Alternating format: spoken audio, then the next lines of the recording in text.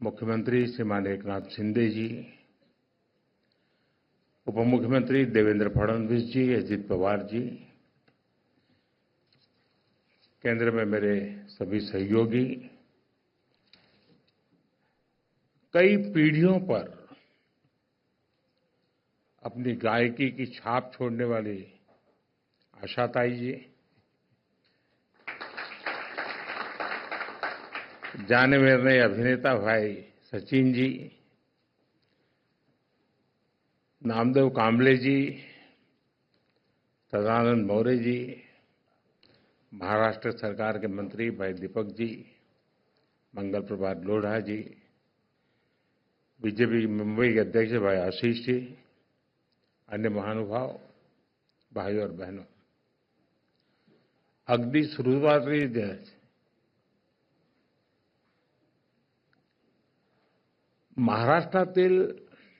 महाराष्ट्राबाहेरील आणि सर्व जगातील मराठी भाषक मंडळीचे मराठी भाषेला अभिजात भाषा म्हणजे क्लासिकल लँग्वेजचा दर्जा मिळाल्याबद्दल अतिशय मनापासून अभिनंदन करतो.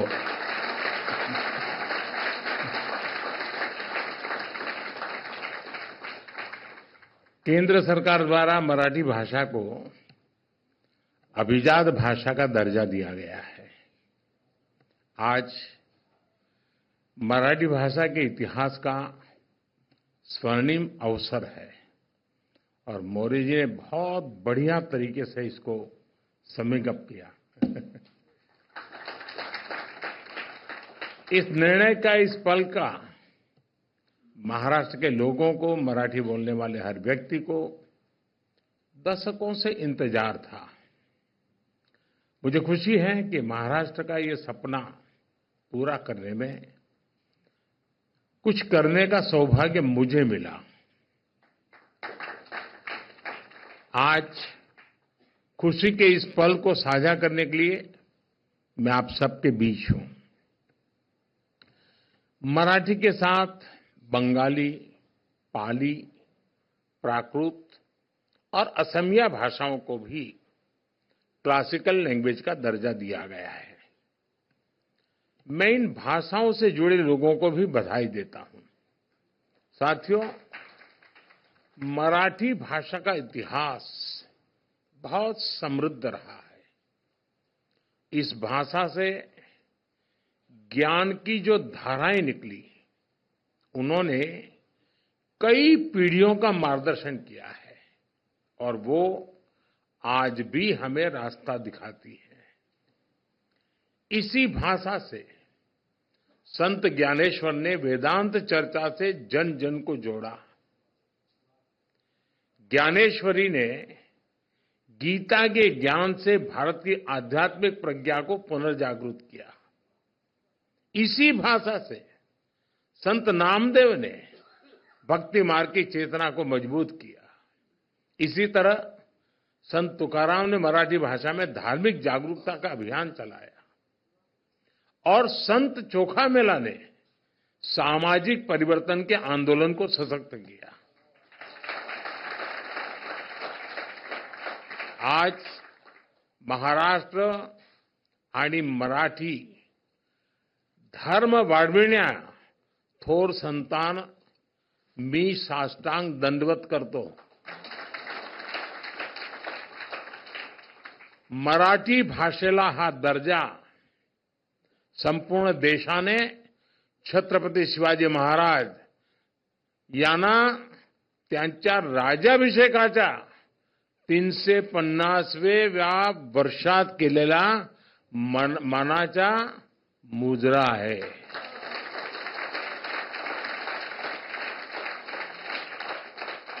साथियों, भारत के स्वतंत्रता संग्राम का इतिहास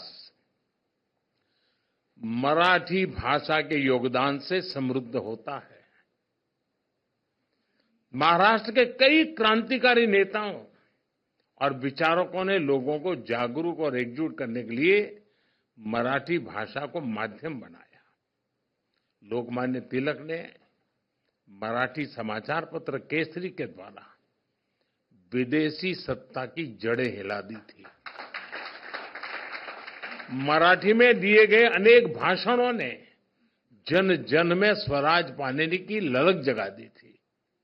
मराठी भाषा ने न्याय और समानता की लड़ाई को आगे बढ़ाने में अहम योगदान दिया। गोपाल गणेश अगरकर ने अपने मराठी समाचार पत्र सुधारक द्वारा सामाजिक सुधारों के अभियान को घर घर तक पहुंचाया। स्वतंत्रता संग्राम को दिशा देने में गोपाल कृष्ण गोखले जी ने भी मराठी भाषा को माध्यम बनाया। साथियों, मराठी साहित्य भारत की वो अनमोल विरासत है जिसमें हमारी सभ्यता के विकास और सांस्कृतिक उत्कर्ष की गाथाएं सुरक्षित है। महाराष्ट्र में मराठी साहित्य के द्वारा ही स्वराज, स्वदेशी, स्वभाषा और स्व संस्कृति की चेतना का विस्तार हुआ। स्वतंत्रता आंदोलन के दौरान शुरू हुए गणेश उत्सव और शिव जयंती के कार्यक्रम, वीर सावरकर जैसे क्रांतिकारियों के विचार, बाबा साहब आंबेडकर का सामाजिक समता आंदोलन, महर्षि कर्वे का महिला सशक्तिकरण अभियान, महाराष्ट्र का औद्योगिकरण, कृषि सुधार के प्रयास, इन सब की प्राण शक्ति मराठी भाषा थी।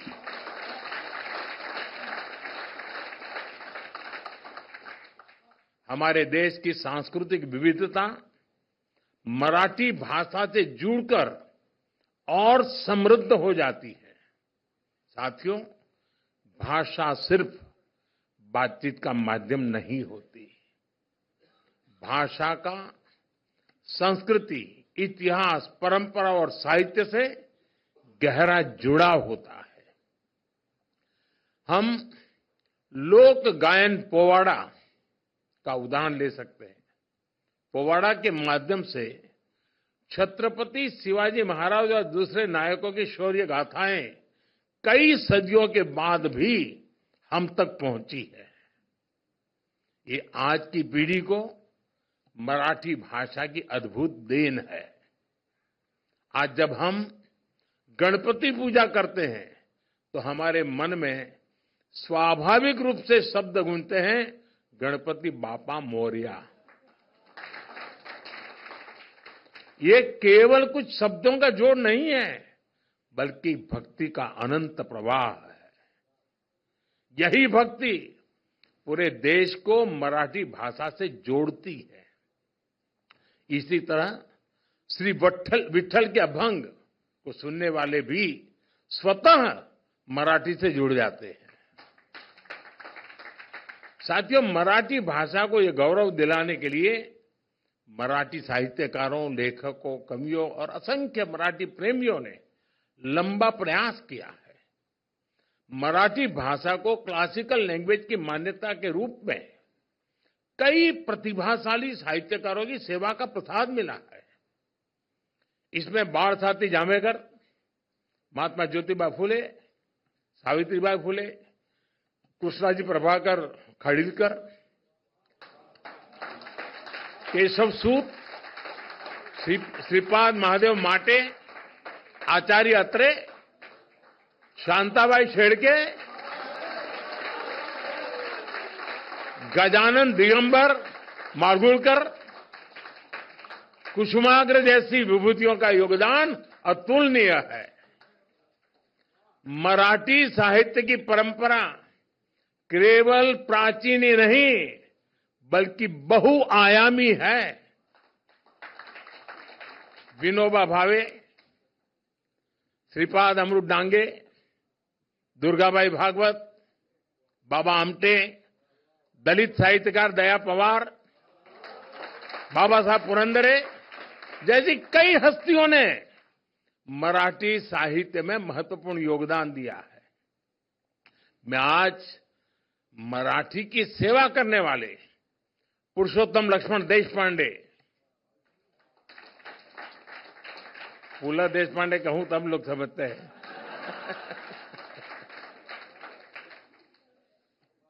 डॉक्टर अरुणा ढेरे, डॉक्टर सदानंद मोरे,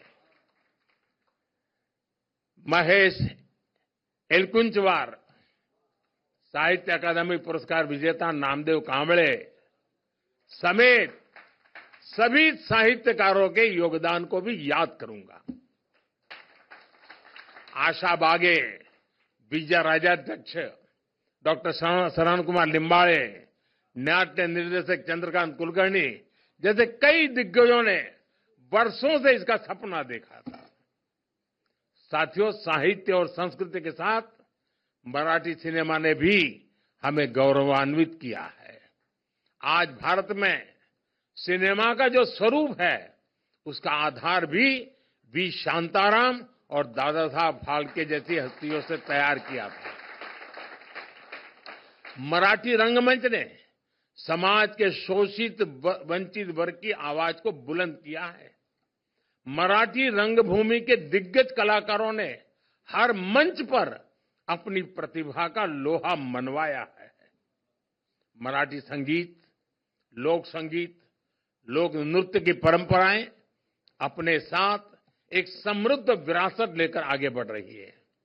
बाल गंधर्व डॉक्टर वसंतराव देशपांडे, भीमसेन जोशी, सुधीर फडके, मोगूबाई कुर्डीकर या फिर बाद के युग में लता दीदी, आशाताई, शंकर महादेवन, अनुराधा पौडवाल जी जैसे दिग्गज लोगों ने मराठी संगीत को एक अलग पहचान दी है। मराठी भाषा की सेवा करने वाले व्यक्तित्वों की संख्या इतनी विशाल है, मैं उनके बारे में बात करूं तो पूरी रात निकल जाएगी। साथियों, मेरा सौभाग्य रहा, यहां कुछ लोगों को संकोच हो रहा था कि मराठी बोले या हिंदी बोले। मेरा बीच में नाता टूट गया, वरना मेरा सौभाग्य था कि मुझे 2 या 3 किताबों का मराठी से मैं गुजराती करने का सौभाग्य मिला है।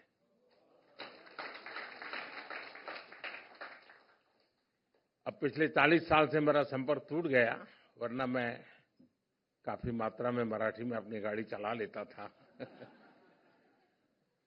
लेकिन अभी भी मुझे कोई ज्यादा असुविधा नहीं होती है, और इसका कारण ये था कि मैं जब प्रारंभिक मेरा जीवन था तो मैं अहमदाबाद में एक जगन्नाथ जी मंदिर है, वहीं रहता था,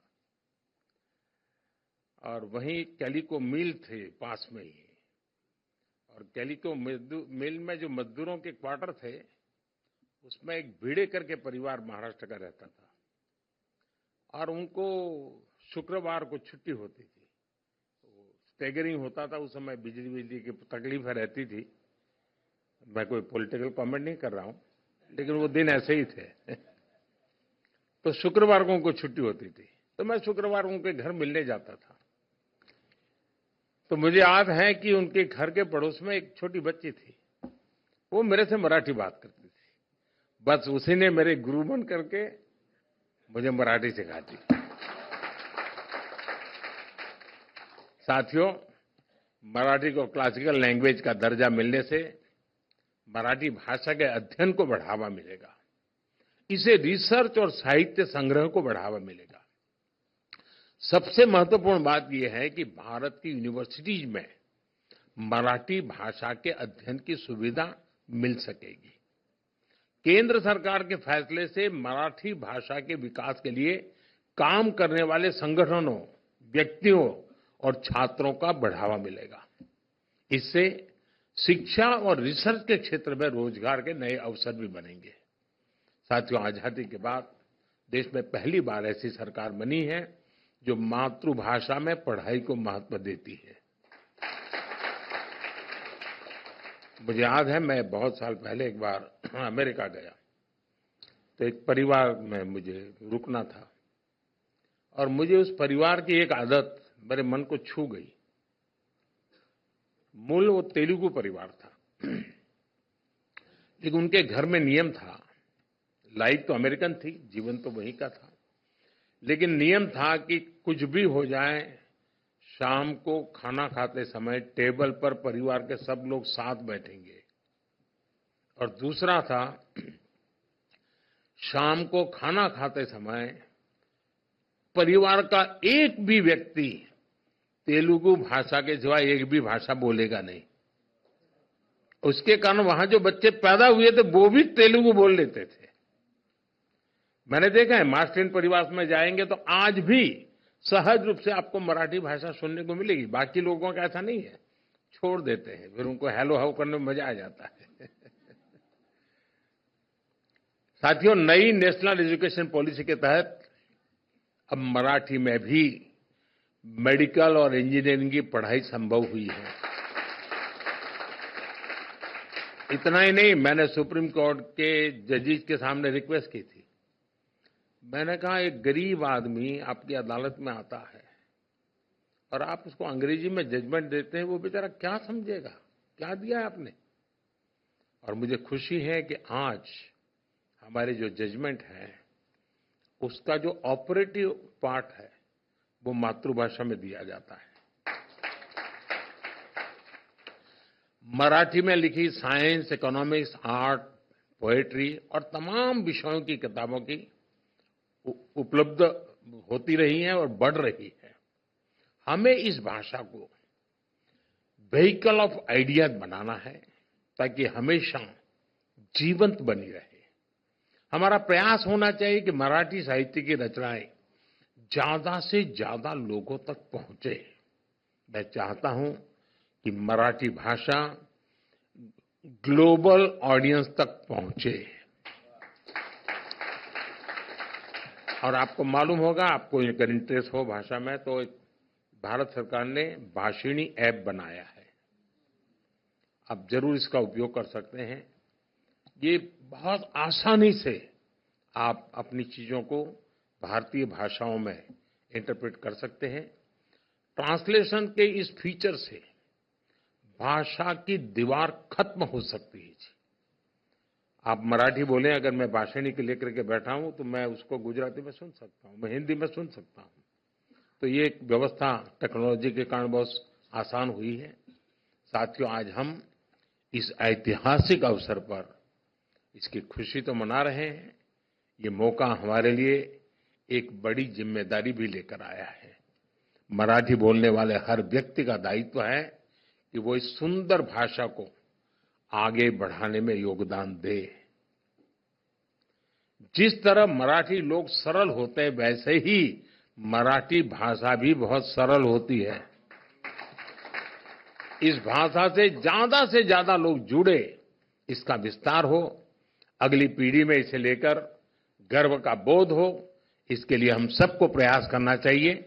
आप सबने मेरा स्वागत सम्मान किया, मैं राज्य सरकार का आभारी हूं। ये कोइंसिडेंस था क्योंकि मेरा एक और कार्यक्रम था जहां यहां आना होता था, लेकिन अचानक यहाँ के साथियों ने मैं कह दिया कि 1 घंटा और दे दीजिए, और उसी में से ये कार्यक्रम बन गया। और आप लोग सभी गणमान्य लोग हैं जिनका जीवन इन बातों से जुड़ा हुआ है, उन सबका यहाँ उपस्थित होना ये अपने आप में मराठी भाषा का महात्म्य को उजागर करता है। मैं इसके लिए आप सबका बहुत आभारी हूं। मैं एक बार फिर आप सभी को मराठी भाषा को शास्त्रीय दर्जा मिलने के लिए बहुत बहुत बधाई देता हूं। महाराष्ट्रातील आणि जगातातील सर्व